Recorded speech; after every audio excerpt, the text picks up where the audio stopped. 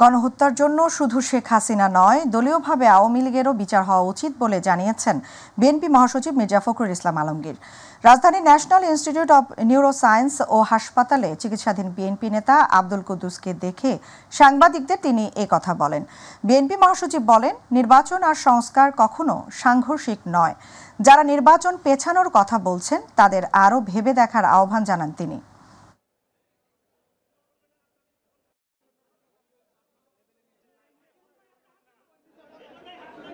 বিশেষ করে দলের প্রধান শেখ হাসিনা তিনি এককভাবে আমি মনে করি responsible for the killing of thousands of people এবং যেন টর্চার নিপীড়নের জন্য তিনি দায়ী।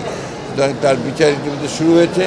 দল যদি আইনের আওতায় নিয়ে এসে দলও যদি আমরা দেখা যায় যে দলগত হিসাবে, তাহলে অবশ্যই তাদেরও বিচার হওয়া উচিত বলে আমি মনে করি। যারা মনে করেন যে নির্বাচন প্রয়োজন নেই, আমার মনে হয় তারা আবার চিন্তা করবেন। নির্বাচন প্রয়োজন জনগণের জন্য। সরকার একটা নির্বাচিত সরকার দরকার, যে নির্বাচিত সরকারের সঙ্গে জনগণের সম্পর্ক থাকবে। জাতীয় নাগরিক পার্টির এনসিপির আহ্বায়ক নাহিদ ইসলাম বলেছেন, সীমান্তে ৫৪ বছর ধরে মানুষ হত্যা হচ্ছে, নিরাপরাধ বাংলাদেশিদের হত্যা করা হচ্ছে। বিএসএফ সীমান্তরক্ষী বাহিনী নয়, খুনি বাহিনীতে পরিণত হয়েছে। বাংলাদেশিদের খুন করাই যেন তাদের দায়িত্ব।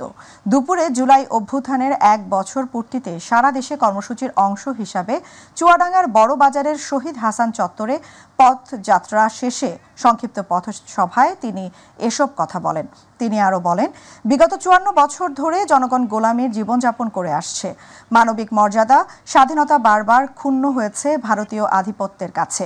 দেশটি এখনও পানির ন্যায্য হিস্যা দেয়নি। রাজনৈতিক ও অর্থনৈতিকভাবে বারবার অবদমন করা হয়েছে। ভারতের সমর্থনে আওয়ামী লীগ সরকার গুম খুন করেছে বলেও অভিযোগ করেন নাহিদ ইসলাম। শেখ হাসিনা সরকার ১৬ বছর ধরে টিকে ছিল, গুম খুন মানুষকে হত্যা করেছে এই ভারত সরকারের প্রত্যক্ষ এবং পরোক্ষ সমর্থনে। আমরা স্পষ্টভাবে বলেছি, সীমান্ত হত্যা আমরা কোনোভাবেই মেনে নেব না। বাংলাদেশের জনগণকে, বাংলাদেশের সীমান্তকে, বাংলাদেশের মাটি ও মানচিত্রকে রক্ষা করা বাংলাদেশের ছাত্র তরুণ যুবদের দায়িত্ব। সেই দায়িত্ব আমরা নিয়েছি এবং সেই দায়িত্বের ভিত্তিতে জাতীয় নাগরিক পার্টি কাজ করবে। এবার রক্তাক্ত জুলাই গণ অভ্যুত্থান।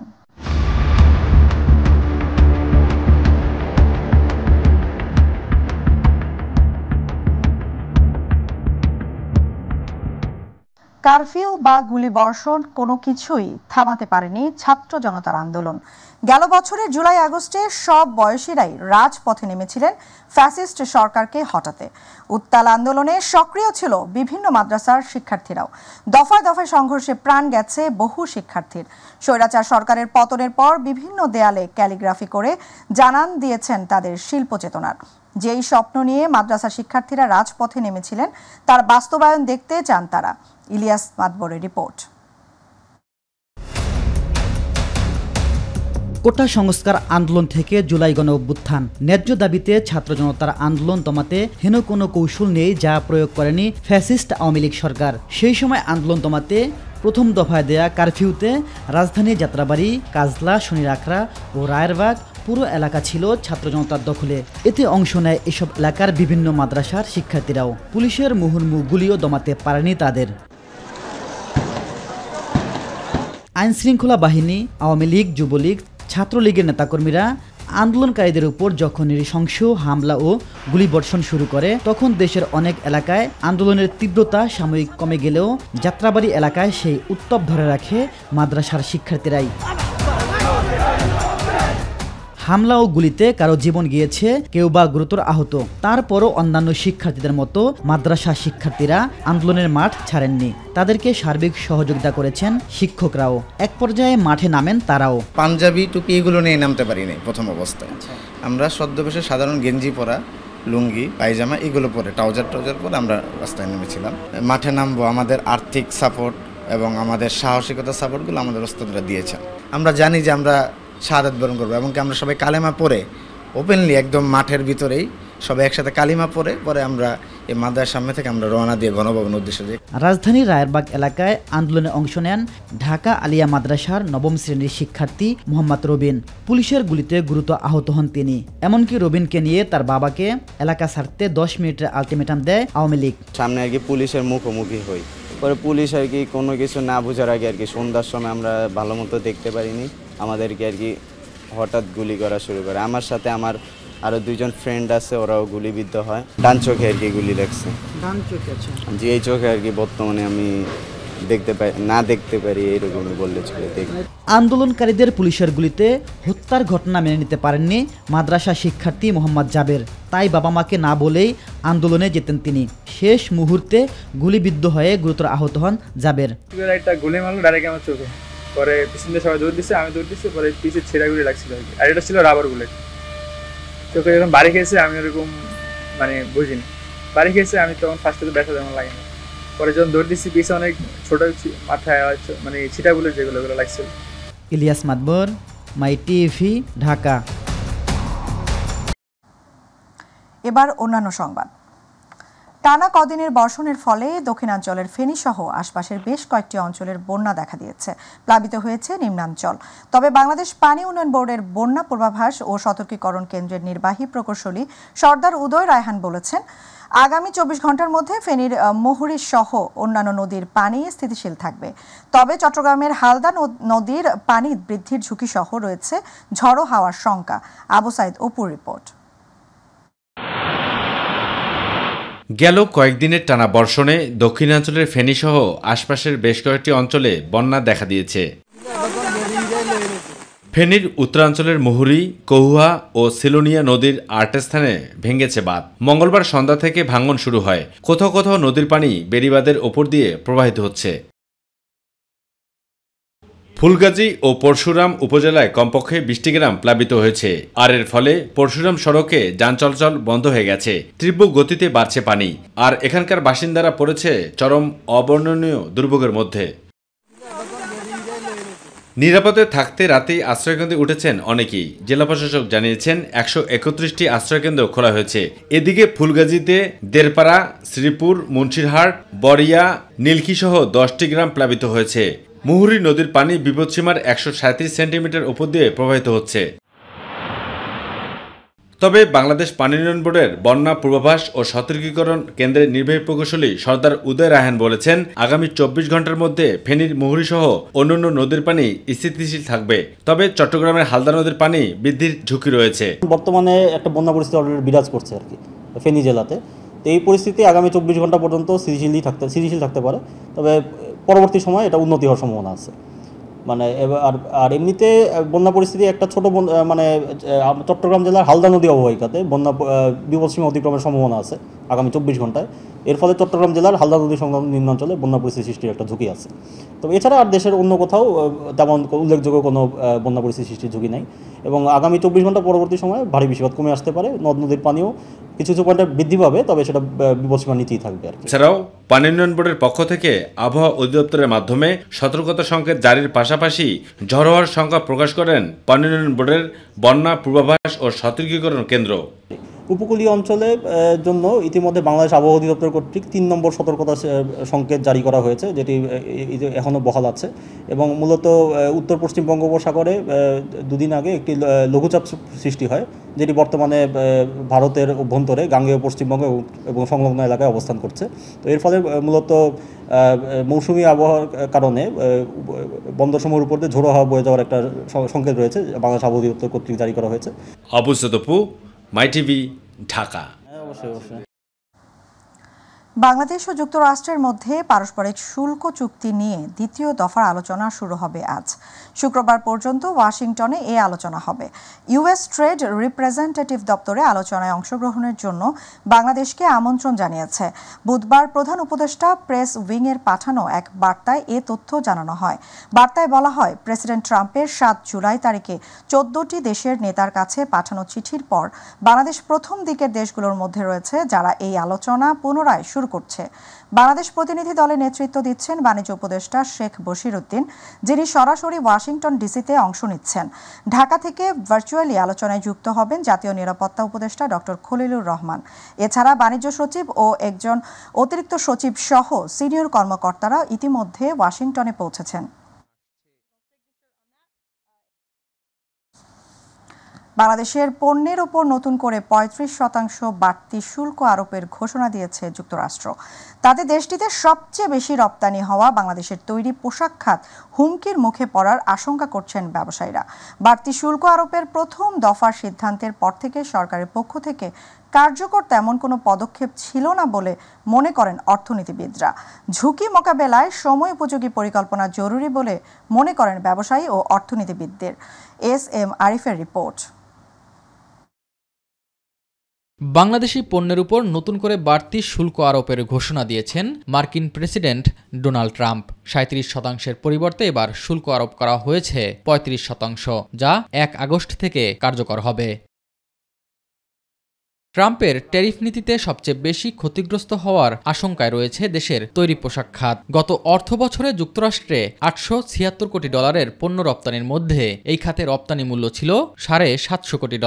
করে বড় ফ্যাক্টরিগুলো ইউএস এর কাস্টমার বেস, আমাদের প্রোডাকশন লাইন এবং আমাদের ক্যাপাসিটি ক্যালকুলেশন সেভাবে করা। তো হঠাৎ করে এই ব্যারিয়ার বা এখানে কাস্টমারের এবং আমাদের প্রোডাকশনের যে রিলেশন তৈরি হবে বা এখন তারা অর্ডার প্লেসমেন্টের ক্ষেত্রে যে ধরনের ক্যালকুলেশন করবে, সেই জায়গা থেকে এটা একটা বড় ধরনের আশঙ্কা এবং ঝুঁকি।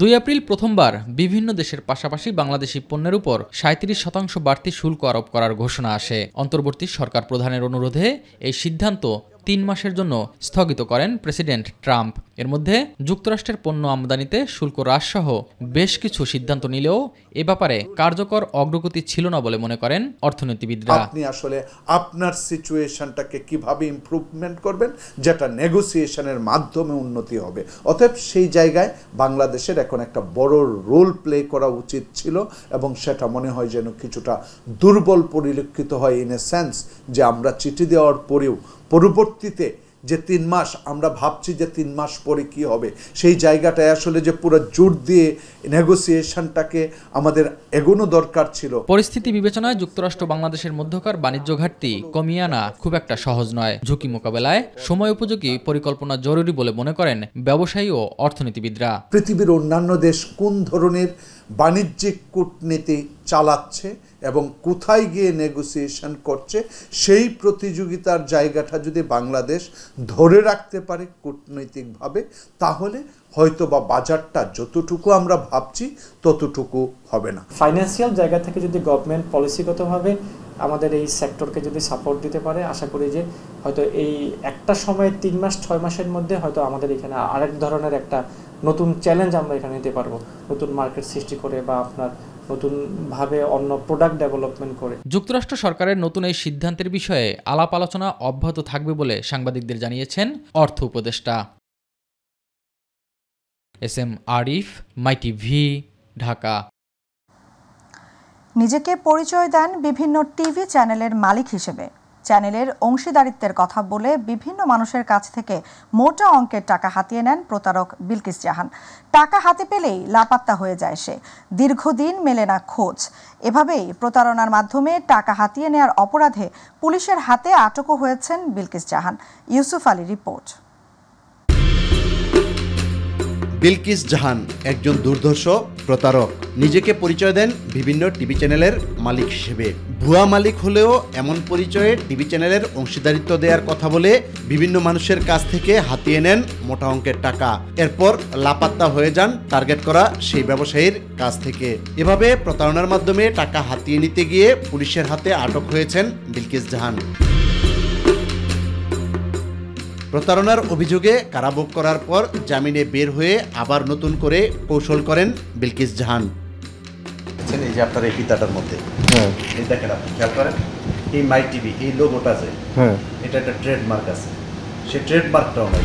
চ্যানেলের অংশীদারিত্ব দেওয়ার কথা বলে হুইজ কোম্পানির মালিক ইঞ্জিনিয়ার এম.এ. মান্নানকে টার্গেট করেন বিলকিস। বাংলা মোটরে অবস্থিত রূপায়ণ ট্রেড সেন্টারের ১৯ তলায় হুইজ কোম্পানির অফিসে বসে গোপনে তার কার্যক্রম পরিচালনা করেন। মান্নান জানান তাকে টিভি চ্যানেলের মালিকানার অংশীদারিত্ব দেওয়ার বিষয়ে কথা হয়েছে। এখানে আসে হ্যাঁ। আপনার সঙ্গে তার পরিচয় কি? আমার সঙ্গে পরিচয় হয়েছে ওই যে এই ব্যবসায়িক মাধ্যমে পরিচয় হয়েছে।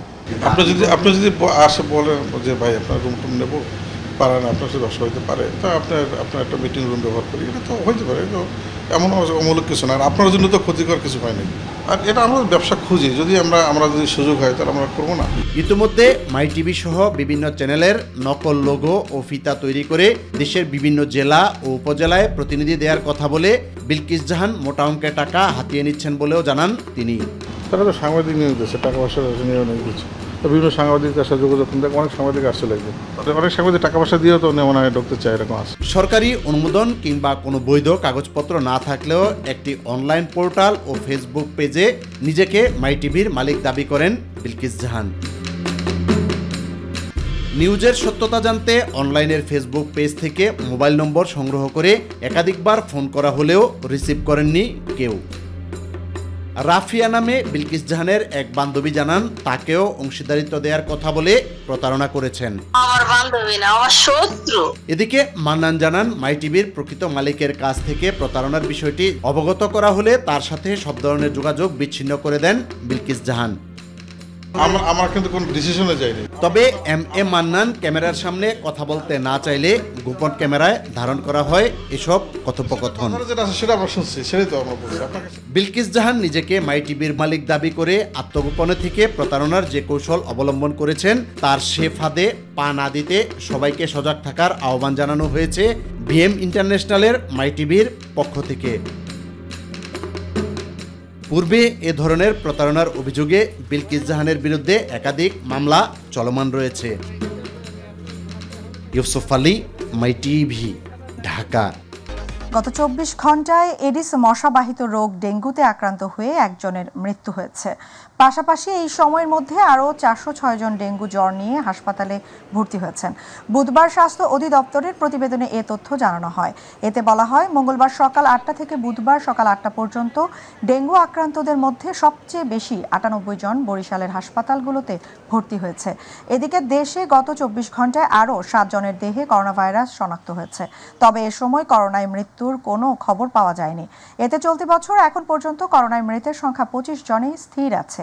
বিকেলে স্বাস্থ্য অধিদপ্তর থেকে পাঠানো করোনা বিষয়ক নিয়মিত সংবাদ বিজ্ঞপ্তিতে এ তথ্য জানানো হয়। এতে বলা হয়, গত 24 ঘন্টায় 217 জনের নমুনা পরীক্ষা করে 7 জনের করোনা শনাক্ত হয়েছে।